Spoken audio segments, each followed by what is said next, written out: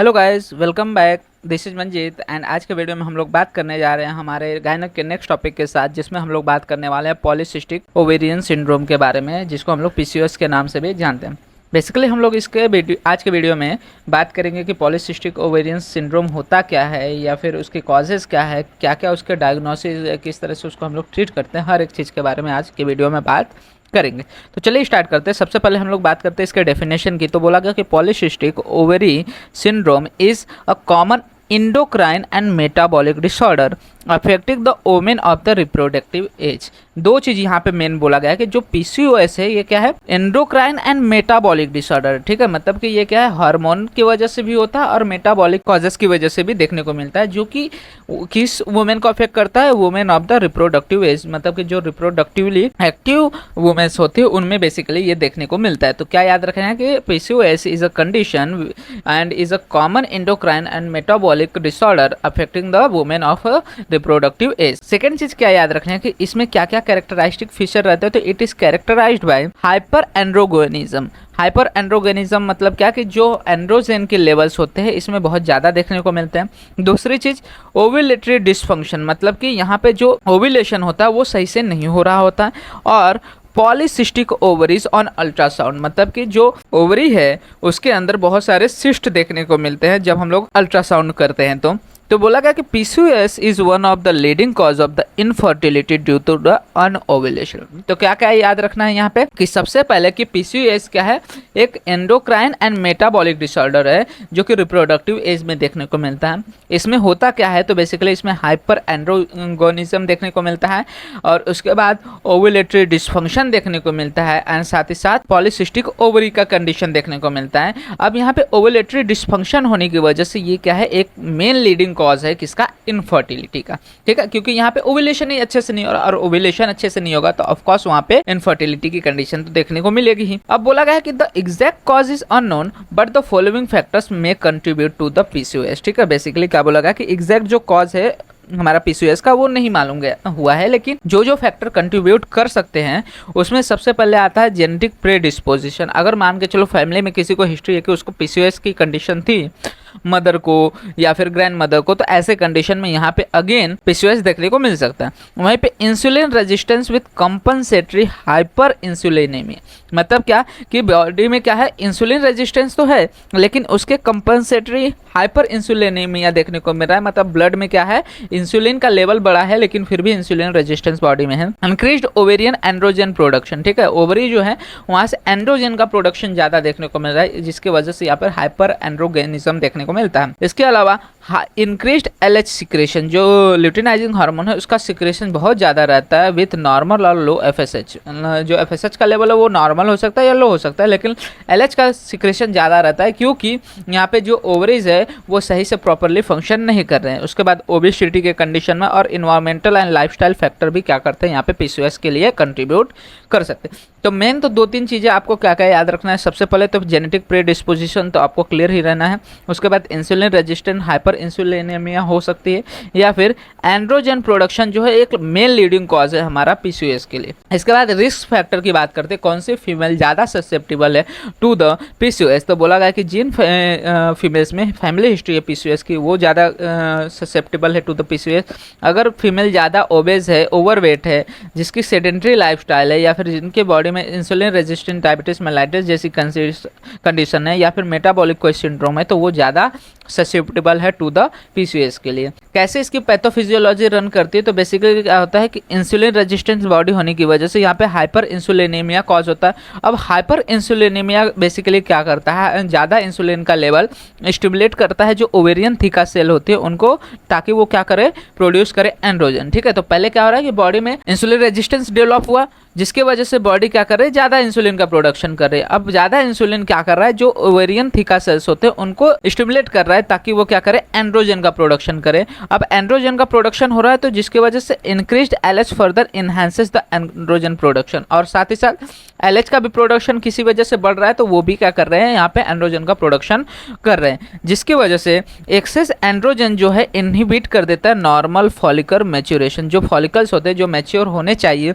Ovarian follicle follicles वो सही से फॉलिकल्स मैच्योर नहीं हो पाते, क्योंकि यहाँ पे एंड्रोजन जो है उनको इनहिबिट कर रहा है, जिसके वजह से क्या हो रहा है, फॉलिकल्स फेल टू ओविलेट। यहाँ पे क्या हो रहा है, जो फॉलिकल्स ओविलेट नहीं हो पा रहे हैं और एक्यूमुलेट कर जाते हैं as a multiple small cyst. ठीक है, फॉलिकल्स क्या होता है, ओविलेशन नहीं हो पाता इनका और वो as a multiple small cyst ovary में रह जाते हैं, और जिसके वजह से chronic anovulation leads to irregular menstruation and the infertility. और क्रॉनिक समय से बहुत ज़्यादा समय तक अनओविलेटरी साइकिल होने की वजह से यहाँ पे क्या होता है, इरेगुलर मेंस्ट्रुएशन होने लगता है, साथ ही साथ इनफर्टिलिटी की कंडीशन देखने को मिल सकती है। इसके अलावा बोला गया कि long term unopposed estrogen increases the risk of endometrial hyperplasia and the carcinoma.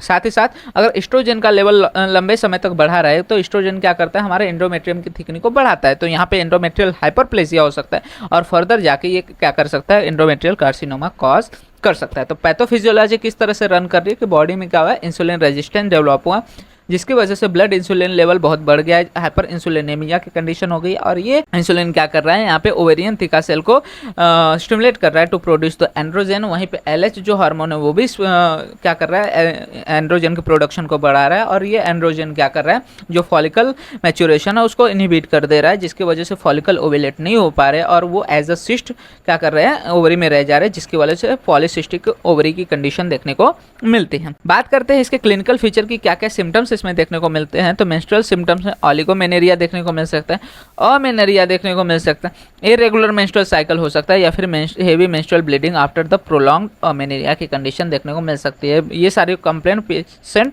यहाँ पे आपको ओपीडी में कर सकती है। वहीं पे हाइपर एंड्रोगोनिज्म के सिम्टम्स क्या देखने को मिलेगा, मतलब कि हम लोग देख रहे हैं कि एंड्रोजन के लेवल बढ़े हुए हैं, तो एंड्रोजन जो होता है ज़्यादातर मेल में बढ़ा होना चाहिए, क्योंकि ये क्या करता है, सेकेंडरी सेक्सुअल कैरेक्टरिस्टिक मेल में बढ़ाता है। तो अब क्या हो रहा है कि ये फीमेल में बढ़ने की वजह से उसमें क्या होता है, हिर्सुटिज्म देखने को मिलेगा, फीमेल के बॉडी पे हेयर्स बहुत ज़्यादा आना चालू हो जाएंगे, एक्ने रहेगा, बॉडी में ऑयली स्किन्स हो जाएंगे, और मेल पैटर्न हेयर लॉस देखने को मिल सकता है। एंड्रोजेनिक एलोपेशिया जिसको बोलते हैं, ये देखने को मिल सकता है इन case of the female also. इसके अलावा मेटाबॉलिक अगर हम फीचर्स की बात करें तो ऑफकोर्स फीमेल में ओबेसिटी देखने को मिलेगा, वेट गेन देखने को मिलेगा, साथ साथ difficulty in losing weight, weight जल्दी लूज नहीं होगा, और इसके अलावा अकैंथोसिस निग्रिकेंस देखने को मिलेगा, मतलब कि ये क्या सजेस्ट करता है कि वहाँ पे इंसुलिन रेजिस्टेंस डेवलप हुआ है। अब अकैंथोसिस निग्रिकेंस क्या होता है, बेसिकली कि ये ऐसी स्किन कंडीशन है जिसमें डार्क थिकेंड वल्वेटिव पैचेस जो होते हैं, बेसिकली बॉडी फोल्ड्स अपीयर हो जाते हैं, क्रीसेस अपीयर हो जाते हैं, जैसे कि नेक्स हो गए,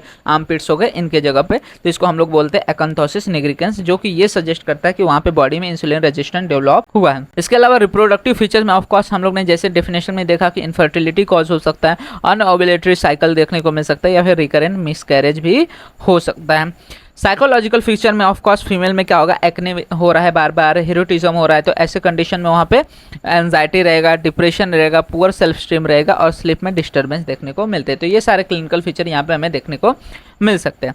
डायग्नोसिस की बात करें तो डायग्नोसिस में हम लोग रोटेडम क्राइटेरिया बेसिकली यूज़ करते हैं for the diagnosis of the PCOS। इसमें से तीनों में से कोई दो चीज़ तो वहाँ पे रहना चाहिए, जैसे कि ऑलिगो ओविलेशन या फिर अनओविलेशन। ठीक है, मतलब कि मेंसेस हो रहे हैं लेकिन वहाँ पे ओविलेटरी साइकिल नहीं है, मतलब ओविलेशन नहीं हो रहा है, सिर्फ ब्लीडिंग हो रही है। दूसरी चीज़ क्लिनिकल और बायोकेमिकल हाइपर एंड्रोगेनिज्म, मतलब क्या कि वहाँ पे जो एंड्रोजन का लेवल है वो बढ़ा देखने को मिलना चाहिए। और तीसरा क्या है, पॉलीसिस्टिक ओवरीज ऑन अल्ट्रासाउंड, मतलब कि इन तीनों में से कोई भी दो चीज़ मिल रहा है तो वो सजेस्टिव है कि फीमेल जो है PCOS की कंडीशन में है। मतलब क्या कि अगर वहाँ पे ओवरीज में पॉलीसिस्ट देखने को मिल रहा है ऑन डूइंग अल्ट्रासाउंड, या फिर वहाँ पे हाइपर एंड्रोजेनिज्म की कंडीशन देखने को मिल रही है, तो भी हम उसको बोल सकते हैं कि फीमेल PCOS में है। या फिर अनओव्यूलेटरी साइकिल देखने को मिल रही है और हाइपर एंड्रोजेनिज्म देखने को मिल रहा है, तो भी हम लोग बोल सकते हैं कि फीमेल जो PCOS में लैंड अप हो चुकी है। इसके बाद इन्वेस्टिगेशन क्या करेंगे, इन्वेस्टिगेशन में ऑफकोर्स हम लोग सीरम टेस्टोस्टेरोन चेक करेंगे, एंड्रोजन के लेवल देखेंगे, DHEAS टेस्ट करेंगे, जो कि बेसिकली क्या होता है, डिहाइड्रो एपी एंडोस्टेरोन सल्फेट टेस्ट होता है, जो कि बेसिकली क्या करता है, मेजर करता है level of the steroid hormone produce जो होता है बेसिकली बाय द हमारे एड्रेनल ग्लैंड, तो वो चेक करते हैं इसमें।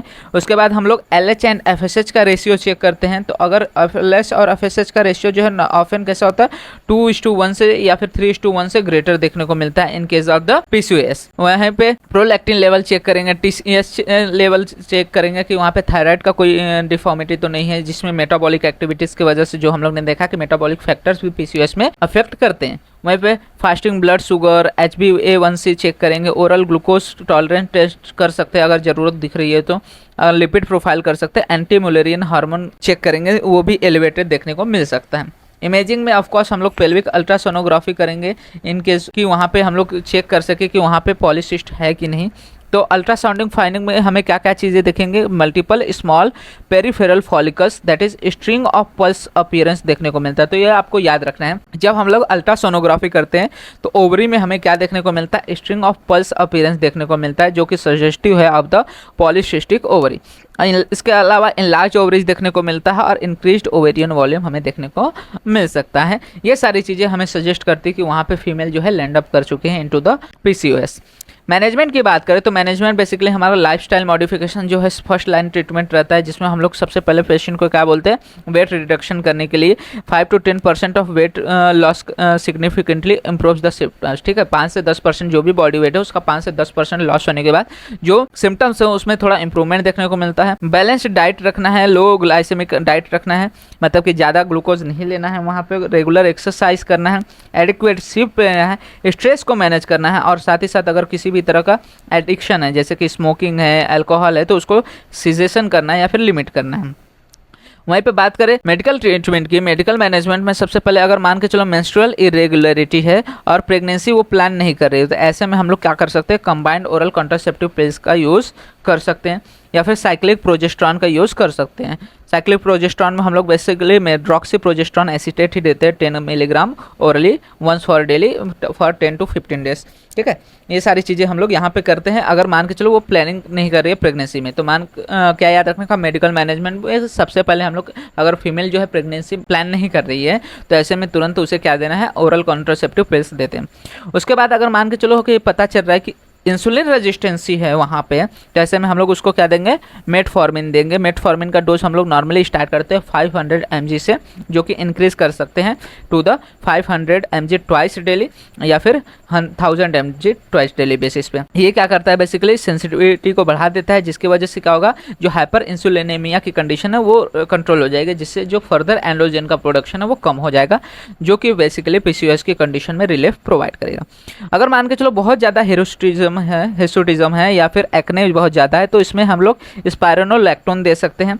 स्पाइरोनोलैक्टोन का जो डोज होता है basically 50 mg twice daily basis पे दे सकते हैं, और इसको 100 mg ट्वाइस डेली बेसिस पे बढ़ा सकते हैं। और इसको बोला गया है कि इसको रिलायबल कॉन्ट्रासेप्शन के साथ ही यूज़ करना चाहिए, क्योंकि इसके टेराटोजेनिक रिस्क रहते हैं, मतलब कि यहाँ पे functional birth defect developing embryo या फिर fetus में देखने को मिल सकता है। इसलिए इसको क्या करना है, किसी भी कॉन्ट्रासेप्टिव्स के साथ ही यूज़ करने के लिए देना है, जो कि एक क्या है, हमारा डायूरेटिक्स ही है। वहीं पे इसके जगह पे हम लोग फिनास्ट्रीड भी यूज़ कर सकते हैं 5 मिलीग्राम वंस डेली, या फिर ट्रॉपिकल एफ्लोरनिथिन क्रीम का यूज़ कर सकते हैं in case of the facial hair. ठीक है, इसके अलावा मान के चलो ओव्यूलेशन इंडक्शन करना है। ठीक है, मतलब कि फीमेल जो है प्रेगनेंसी को कंसिडर कर रही है, प्लानिंग कर रही है प्रेगनेंसी के लिए, तो ऐसे में हम लोग लेट्रोजोल देते हैं, जो कि फर्स्ट लाइन ड्रग हमारा होता है, जो कि हम देते हैं about 2.5 mg orally once daily for 5 days. और इसको कब स्टार्ट करते हैं, on the 3rd to 5th day of the menstrual cycle, और इसको इंक्रीज कर सकते हैं, इसका डेज इंक्रीज कर सकते हैं about 5 to 7.5 mg per day basis पे अगर जरूरत पड़ रही है तो। ठीक है, इसके अलावा दूसरा चीज हम लोग इसके जगह पे क्या यूज कर सकते हैं, क्लोमिफेन सिट्रेट यूज कर सकते हैं, जिसका भी dose about 50 milligram orally once daily for 5 days पे रहता है। इसको भी हम लोग 2nd या 5th डे से स्टार्ट कर सकते हैं। अब ये बेसिकली वर्क कैसे करता है, तो ये क्या करता है, टेम्परली जो एस्ट्रोजन का प्रोडक्शन है उसको ब्लॉक कर देता है, जिसके वजह से ब्रेन के जो पिट्यूटरी वाला पार्ट है उसको स्टिमुलेशन मिलता है और वो एफएसएच का रिलीज कराता है। तो ये एफएसएच क्या करता है, ओवरीज को डेवलप करवाता है, ओवरीज में जो फॉलिकल्स है उसका मैच्योरेशन करवाता है और मैच्योर एग्स को रिलीज करवाता है। इसलिए अगर मान के चलो प्लानिंग कर रहे हैं प्रेगनेंसी का, तो उनके केस में हम लोग लेट्रोजोल ये सारी चीज़ों का यूज़ कर सकते हैं। वहीं पे बोला गया कि अगर मान के चलो फीमेल क्या है प्लानिंग कर रही है प्रेगनेंसी का, तो लेट्रोजोल के साथ साथ हम लोग क्या दे सकते हैं, मेटफॉर्मिन भी दे सकते हैं अगर वो इंसुलिन रेजिस्टेंस है तो। इसके बाद गोनाडोट्रोपिन थेरेपी दे सकते हैं, या फिर लेप्रोस्कोपिक ओवेरियल ड्रिलिंग कर सकते हैं अगर मान के चलो रेजिस्टेंट केस है। ठीक है, रेजिस्टेंट ओवेरियन सिंड्रोम है, तो ऐसे कंडीशन में ओवेरियन ड्रिलिंग भी हम लोग कर सकते हैं। अगर ये सारे ट्रीटमेंट फेल हो रहे हैं तो हम लोग IVF यहाँ पे ले सकते हैं ट्रीटमेंट में। इसके बाद डिसलिपिडेमिया की बात करते हैं। तो डिसलिपिडेमिया में बोला गया कि manage with the lifestyle changes and lipid lowering therapy, lipid को कम करने के लिए हम लोग यहाँ पे एटोरावास्टेटिन का यूज़ कर सकते हैं, लेकिन बोला गया है कि स्टेटिन जो होते हैं इनका ड्यूरिंग द प्रेगनेंसी यूज़ करने के लिए मना किया गया है। सर्जिकल मैनेजमेंट की बात करते हैं तो सर्जिकल मैनेजमेंट में हम लोग लेप्रोस्कोपिक ओवेरियन ड्रिलिंग, जैसा कि मैंने बोला अभी कि इसका यूज़ कर सकते हैं। इसका यूज़ हम लोग लेट्रोजोल के साथ ही करते हैं। और कैसे वुमेन में करते हैं जो कि रेजिस्टेंट अनओवेलेटरी है, मतलब कि जो रेजिस्टेंट ओवेरियन सिंड्रोम शो कर रही है उसमें हम लोग यूज़ करते हैं। इसके अलावा बैरिएट्रिक सर्जरी का यूज़ कर सकते हैं for the severe obesity when indicated, जब भी इंडिकेटेड है ऐसे कंडीशन में बैरिएट्रिक सर्जरी का यूज़ कर सकते हैं in case of the severe obesity. इसमें बेसिकली करते क्या है कि गैस्ट्रिक जो बाईपास होता है या फिर स्लीव गैस्ट्रिक्टॉमी करते हैं, जो कि हेल्प करता है इंडिविजुअल जो कि सेवियर ओबेसिटी के साथ हैं उनको वेट लूज करने में मदद करता है। तो ये सारी चीज़ें हम लोग कर सकते हैं in the treatment of the PCOS. तो पीसीओएस आपको क्लियर होना चाहिए कि पीसीओएस जो है एंडोक्राइन और मेटाबॉलिक फैक्टर दोनों इसको अफेक्ट करते हैं, ठीक है। तो एंडोक्राइन एंड मेटाबॉलिक डिसऑर्डर है जो कि बेसिकली रिप्रोडक्टिव एज में ज़्यादा इसका इफेक्ट देखने को मिलता है। और इसमें 3 मेन कंडीशन आते हैं, हाइपर एंड्रोजेनिज्म, उसके बाद ovulatory dysfunction and the polycystic ovary. तो होप आपको सारी चीजें related to polycystic ovarian syndrome clear हो गए होंगे। इसके रिलेटेड कोई भी डाउट रहता है आप कमेंट सेक्शन में मेंशन कर सकते हैं, मैं ट्राई करूंगा फर्दर वीडियोज में उसको और अच्छे से समझा सकूं। साथ ही साथ वीडियो अच्छा लगा तो वीडियो को लाइक एंड शेयर करना मत भूलिएगा, जिससे ज्यादा से ज्यादा लोग वीडियो का फायदा ले सकें। एंड इसी तरह के और भी फर्दर वीडियोस इस चैनल पे अपलोड होते रहेंगे, तो चैनल को सब्सक्राइब जरूर कर लीजिएगा, जिससे आने वाले वीडियोस की नोटिफिकेशन आपको मिलते रहे। एंड आप हमारे इंस्टाग्राम एंड टेलीग्राम हैंडल्स को भी फॉलो कर सकते हैं, जहाँ पे आपको वीडियो से रिलेटेड, नोट्स से रिलेटेड जो भी अपडेट्स रहते हैं प्रोवाइड हो जाते हैं, जिसका लिंक आपको वीडियो के डिस्क्रिप्शन में अवेल हो जाएगा।